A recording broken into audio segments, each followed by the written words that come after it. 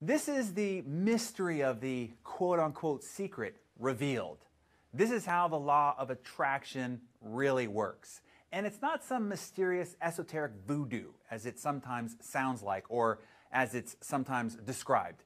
It is far simpler and more practical than that. You see and experience and get what you look for. If you don't know what to look for, you certainly won't get it. I could end there, but let me explain a little further so your rational brain can finally say, I get it. Although the difference in your results seem like magic, there really is no magic to this at all. By our very nature, we are goal-seeking creatures. Your brain is always trying to align your outer world with what you are seeing and expecting in your inner world.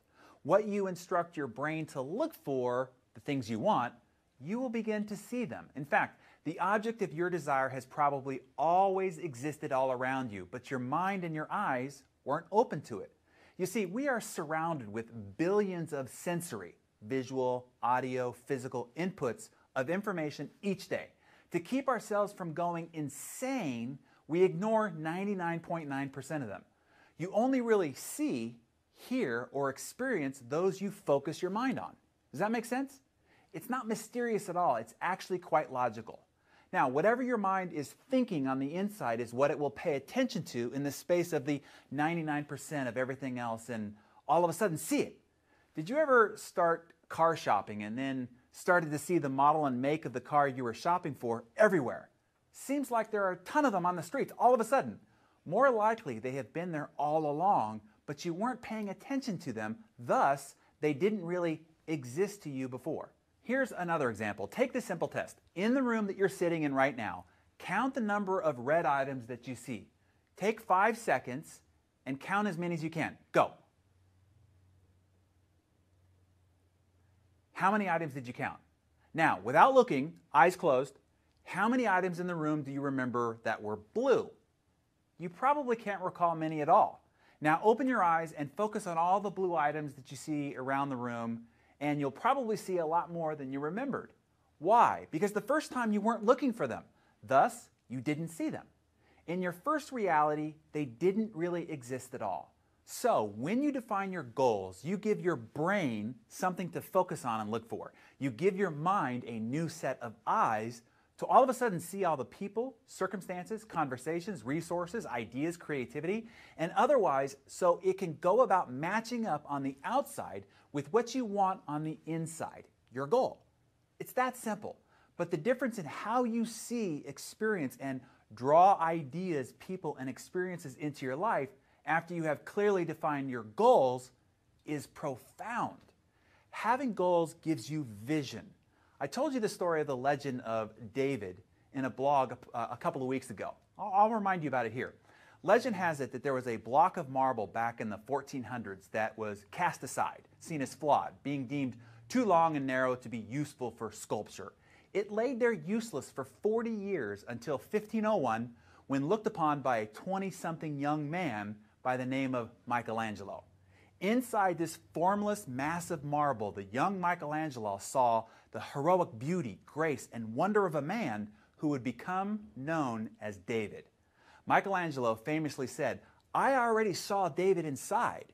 I only had to release him by chipping away at the marble that trapped him in." Pre-sketched goals gives you that kind of vision. Additionally, goals give you direction. Having a goal fixed on the horizon gives you something to navigate towards. Here's an example. 3 boys are out hiking and they come to an open field. They decide to have a contest to see who could walk the straightest line. The first 2 boys studied each step, carefully putting one foot in front of the other. When they looked up, they could see that they had zigzagged or arched off in one direction or the other. The third boy walked a perfectly straight line and did it with much more speed. How did he do it?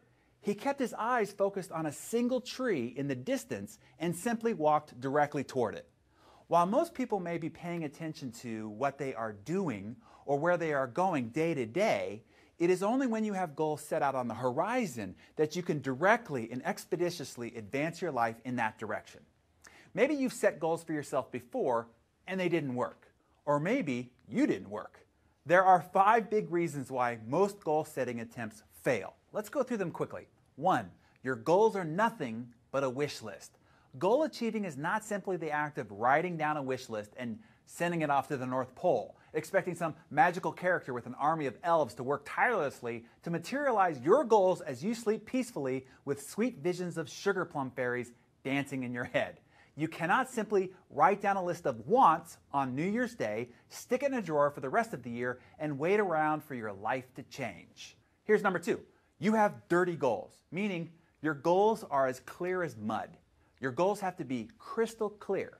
You have to give clear instructions to your brain in order for it to see and draw into your sights what you need to accomplish your goals. Just like the combination on a lock, the digits in a phone number, or an ATM code. If it's off by only one digit, it won't work. Number 3, your goals are hot. Hot air, that is. Proclaiming your goals is just the starting point. You can't proclaim that you are going to the moon. You better have a very detailed and effective plan on how you're going to do it. Now you have to actually draw a map on exactly how you're going to get there and define the resources you'll need to arrive safely.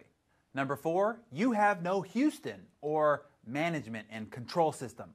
Launching is one thing, but then you need a reliable management and operating system that will keep you on track, continually measure your progress, and monitor through your journey through the unknown. This is critical. Tons of people start. They start diets, they buy books, they sign up for new businesses or gym memberships, they begin new date night routines, etc. Starting is not most people's problem. Staying, continuing, and finishing is.